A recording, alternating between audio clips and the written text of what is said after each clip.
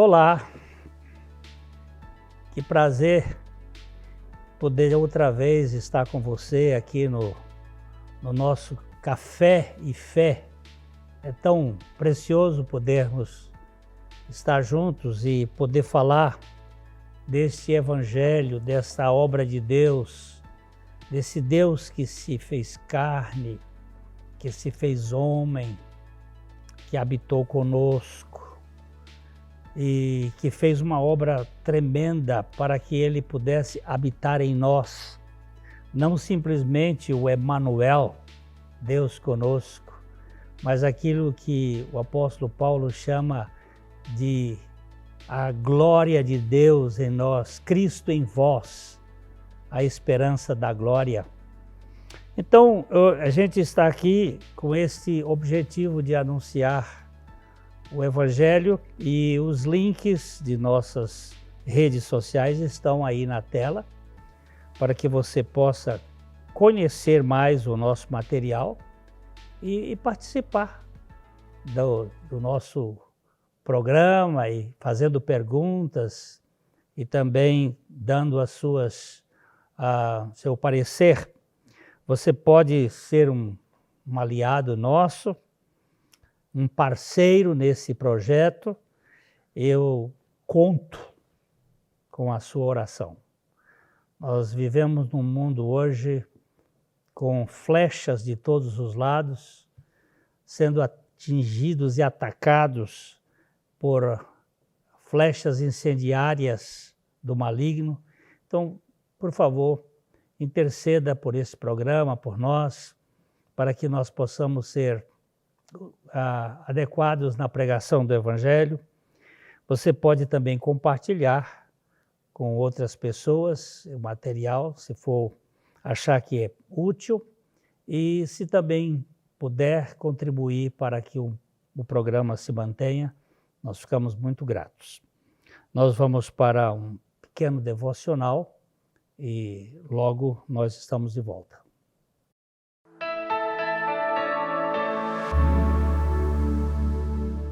Ótica Higienópolis. Há 35 anos no mercado óptico de Londrina, sempre com novidades em produtos e tecnologia. Nossa equipe está preparada para dar uma verdadeira consultoria, facilitando a escolha de seus óculos para correção ou proteção solar. Ajuste de óculos personalizados, respeitando o conforto e anatomia do seu rosto. Ótica Higienópolis. Avenida Higienópolis, 346, em Londrina.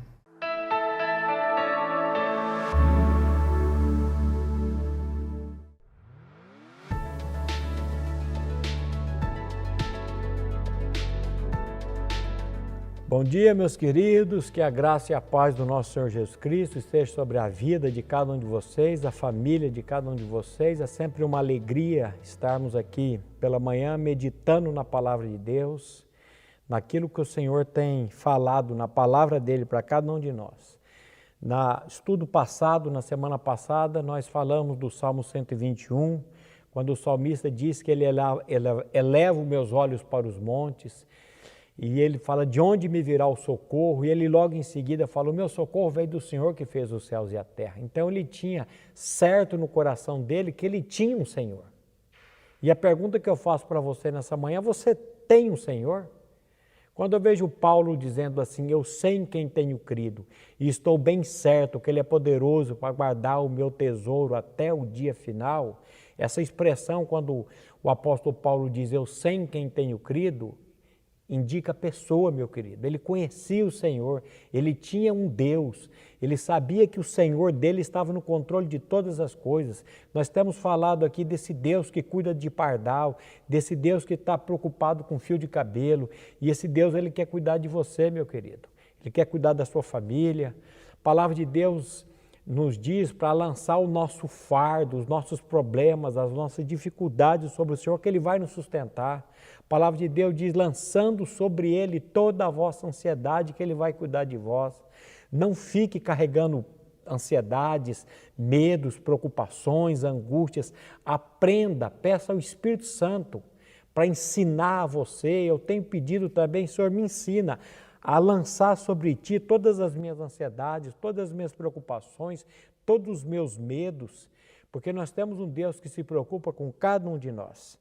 E eu quero ler com vocês hoje esse Salmo 35, versículo 10, que nos diz assim, o salmista diz assim: todos os meus ossos dirão, Senhor, quem contigo se assemelha? Pois livras o aflito, aquele que é demais forte para ele, o mísero e o necessitado dos seus extorsionários. Tem uma outra versão que diz assim: cada osso meu rirá e cantará, ó Eterno, não há ninguém como tu. Pões o arruinado de pé e proteges o desprotegido dos homens violentos. Meus acusadores surgem do nada, me cercam e me atormentam. Eles receberam misericórdia, mas me devolvem a miséria, deixando-me sem vida por dentro. Mas o verso anterior vai dizer assim: mas a minha vida, mas a minha alma se regozijará no Senhor e se deleitará na sua salvação. Presta atenção no que esse salmista está dizendo aqui. Ele está dizendo: quem se assemelha ao Senhor? Quem se assemelha ao meu Deus, que livra o aflito, que livra o necessitado, que dá força para aquele que não tem nenhum vigor? Meu querido, olhe para o Senhor, olhe para a palavra de Deus, tenha esse contato diário com a palavra de Deus, que a palavra de Deus é que vai trazer esse descanso aos nossos corações. Fique agora com a meditação com o pastor Glênio e que a graça, a misericórdia e a paz do nosso Senhor Jesus Cristo esteja sobre a sua família e sobre a sua vida. Graça e paz.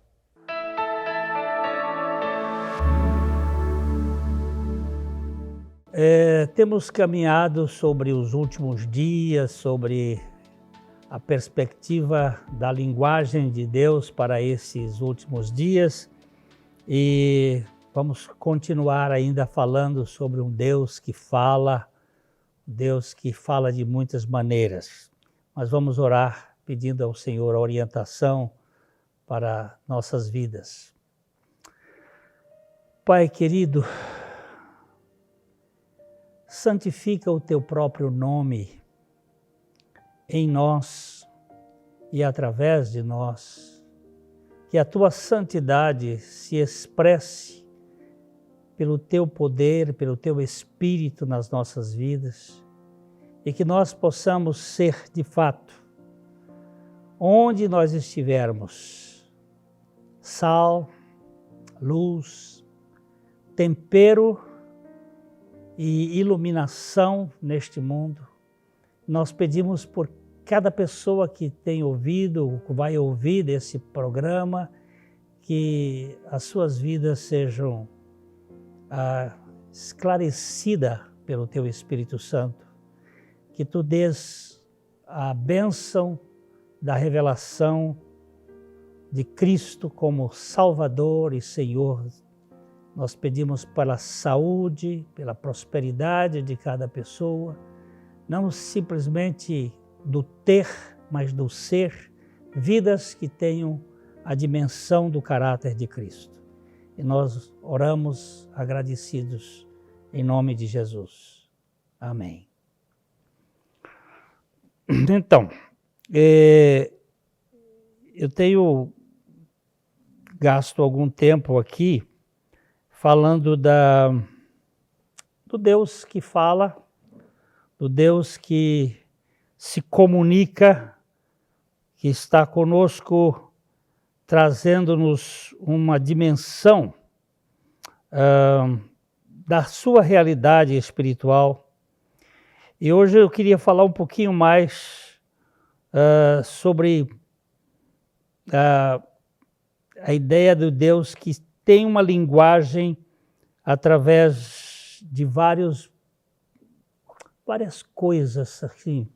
Por exemplo, Deus fala na sarça ardente. Quando Moisés quis ele quis fazer as coisas do seu jeito. O Moisés, ele teve um histórico de 40 anos no Egito. Ele aprendeu aquela cultura do Egito.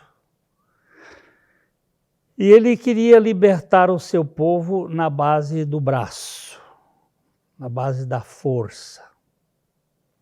E ele, então, toma a iniciativa de defender um dos seus e mata um egípcio. No outro dia ele quer ser um juiz entre dois judeus que estavam brigando, e ele então é colocado em público como sendo o assassino do dia anterior, e ele agora tem que ir para o deserto, e ele fica 40 anos sendo desconstruído da sua cultura egípcia. E quando ele estava já nesse processo, até havia perdido a sua capacidade de comunicação, não falava com muita gente, só tendo ovelhas berrando ali no deserto, Deus aparece para ele na sarça. E vendo o Senhor que ele se voltava para ver, Moisés viu aquela sarça ardente. Do meio da sarça o chamou e disse: Moisés, Moisés. Ele respondeu: eis-me aqui. Aquela linguagem da sarça ardente, ela aponta para uma realidade espiritual do povo de Deus que iria passar por um fogo, mas esse fogo não iria consumir a sarça, que é um arbusto muito comum no deserto do Saara. E essa sarça, ela também representa a nossa vida quando nós somos cercados pela revelação de Deus, que Ele vai trazer uma linguagem em nós, que nós não vamos ser consumidos por este mundo de opressão, esse mundo que queima por todos os lados. Mas se nós estamos em Cristo, nós vamos ter a nossa vida preservada na nossa identidade em Cristo. Vendo o Senhor que ele se voltava para ver, Moisés estava curioso com aquela sarça. O Senhor o chamou e disse: Moisés, Moisés. É só para lembrar aqui você que todas as vezes que o nome é repetido assim 2 vezes, é que o assunto é o mais sério. Quando Deus falou com Abraão, na hora que ele estava para sacrificar o seu filho Isaque, ele disse: Abraão, Abraão. E aqui ele está dizendo: Moisés, Moisés. Ele respondeu: eis-me aqui.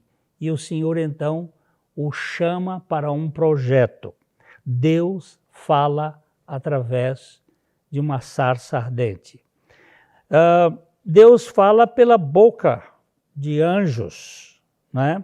Nós temos, por exemplo, no caso de Maria, o anjo, porém, disse: não temais. Aqui no caso aqui dos pastores, não no caso de Maria, não temais, eis aqui vos trago nova de grande alegria que será para todo o povo. Hoje, na cidade de Davi, vos nasceu o Salvador, que é Cristo o Senhor. A linguagem de anjo é uma linguagem compreensível. Às vezes a gente vê algumas pessoas falando que os anjos, umas coisas esquisitas e dizendo que é a linguagem de anjo. Eles falaram e os pastores compreenderam. Ele falou com Maria, Gabriel falou com Maria e ela compreendeu plenamente. Deus falou pelo dedo. Em 2 lugares nós temos a mão de Deus, o dedo de Deus como linguagem.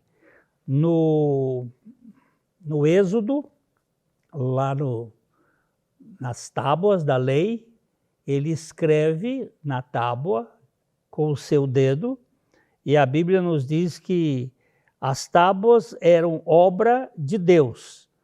Também a escritura era a mesma escritura de Deus, esculpida nas tábuas. E uma outra vez que ele escreveu ou falou de uma maneira simbólica muito forte, foi com Beltesazar, aquele rei que estava aproveitando-se dos móveis do templo e fazendo uma bacanal. Apareceu uma mão na parede onde estava uma frase Mene, Mene, Tekel, Urfasim. E ninguém sabia decifrar, e Daniel foi e decifrou aquilo que estava escrito ali. Deus falando através de objetos ou de coisas. Ele falou com um profeta teimoso, com uma jumenta. A jumenta falou, e era Deus usando um instrumento um asno, para desasnar um profeta estúpido, que não percebia as realidades espirituais.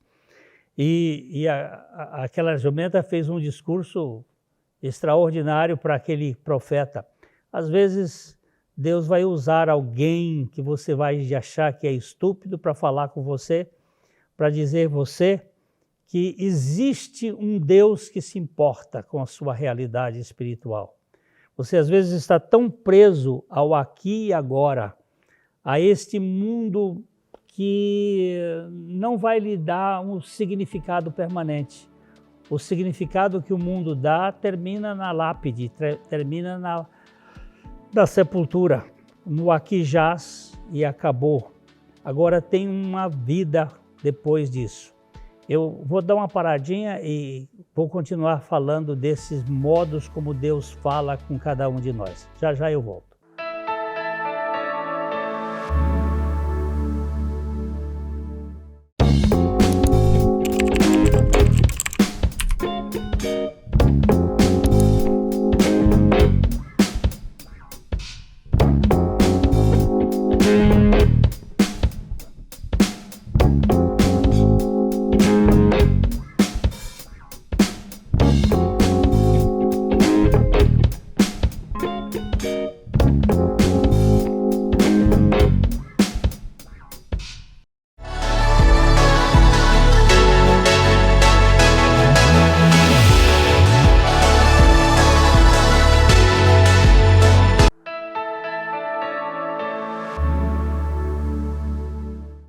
Então, eu estava falando que Deus fala de várias maneiras. Falou pelos profetas e fala através da sua própria boca, fala por meio da sarça, fala pelos anjos, fala pelo dedo dele escrevendo.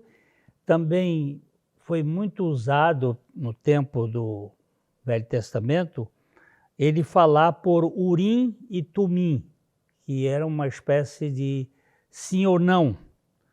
Nós temos em Êxodo capítulo 28, versículo 30, também porás no peitoral do juízo o Urim e o Tumim para que estejam sobre o coração de Arão quando entrar perante o Senhor. Assim Arão fará o juízo dos filhos de Israel sobre o seu coração diante do Senhor continuamente. Era uma linguagem simbólica, significativa, que Deus falava através desse expediente. Também nós vemos muitas maneiras Deus falando por sonhos. Ele falou com Daniel, né? Falou com Nabucodonosor, o grande rei babilônico. Ele teve pelo menos 2 sonhos bastante significativos. Daniel teve sonhos, Deus falando e mostrando o que ia acontecer.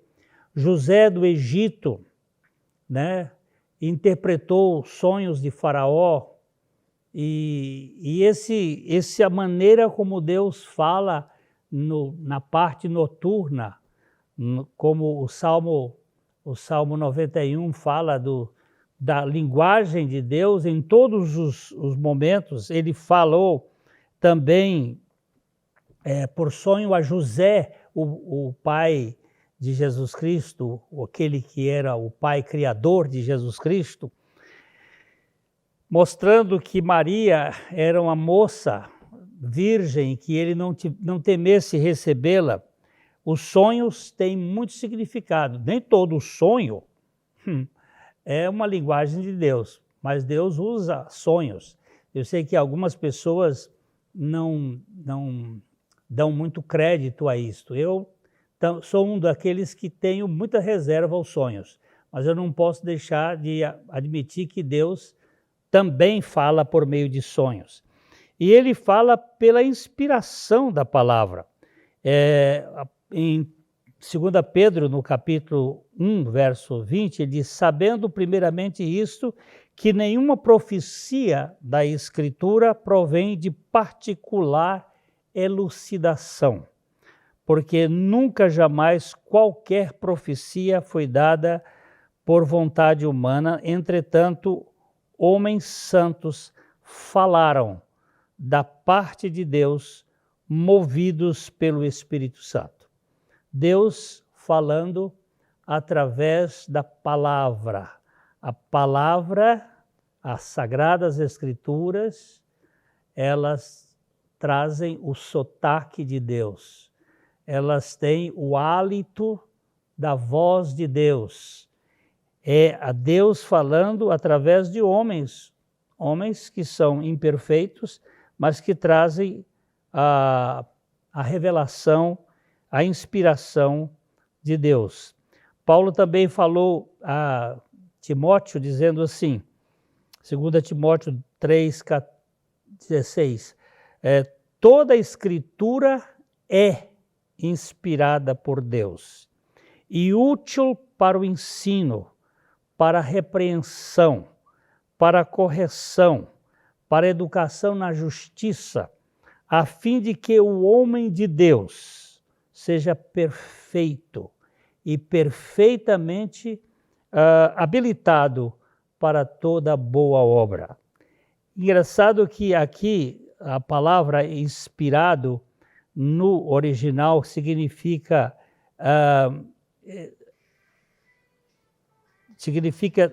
theos pneukos, theos pneutos. A palavra é soprada, pneutos é soprar, soprada por Deus. Deus inspira, ele fala por meio das Escrituras. Agora, o que as Escrituras falam? O que as Escrituras vão falar? Elas falam especialmente da pessoa de Jesus Cristo. Jesus disse uma vez para os fariseus: vocês examinam, vocês vasculham, vocês pesquisam a Escritura, procurando nelas a vida eterna. Mas são elas que testificam, são elas que apontam, são elas que revelam a mim. Mas vocês não querem vir a mim para terem vida. O que eu quero ressaltar aqui é que nós precisamos ler as Escrituras para conhecer a linguagem conclusiva das Escrituras para nós, que é a pessoa de Jesus Cristo.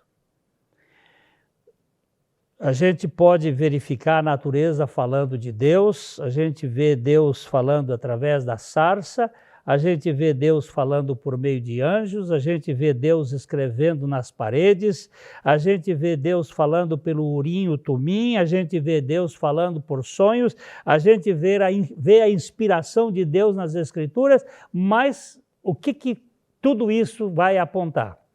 Para uma linguagem que é Deus, nos últimos dias, nos falou pelo Filho. a quem constituiu o herdeiro de todas as coisas, pelo qual fez o universo. Nós temos o herdeiro de tudo e o criador do universo como a linguagem que pode satisfazer a grande questão existencial do ser humano. Um homem que não tem a dimensão do eterno, ele está numa passarela muito estreita.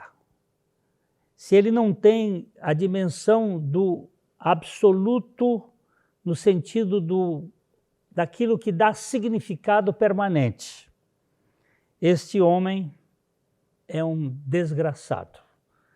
O apóstolo Paulo diz que se a nossa esperança se resume apenas para esta vida, nós somos os mais infelizes, diz uma versão. A outra diz, os mais desgraçados de todos os homens. Aquele que só investe abaixo do céu, aquele que só investe no aqui e agora, o seu patrimônio é muito pequeno. E o que eu preciso ter, antes de tudo, é um conhecimento daquele que pode me satisfazer plenamente. Jesus Cristo. O Deus que se importa com gente. Se importa a ponto de se tornar gente. Mas não só para conviver conosco, mas para se identificar conosco e se identificar naquele ponto mais sórdido das nossas vidas, que é o pecado. Nós temos agora um Deus na cruz, aquele que não conheceu o pecado. Ele, o Pai, o fez pecado por nós, para que nele nós fôssemos feitos justiça de Deus. Eu gostaria que você pensasse, considerasse bem seriamente isto, que o Evangelho não é um bilhete que você compra, é uma herança que você ganha. E essa herança é uma realidade espiritual de libertação neste mundo. Jesus diz que se, pois, o Filho o libertar, ou vos libertar, como diz uma outra versão, verdadeiramente vós sereis livres. Livres de quê? De tudo o que nos aprisiona. Livres do medo, da culpa, da vergonha, dos interesses, dos deveres, livres de nós mesmos.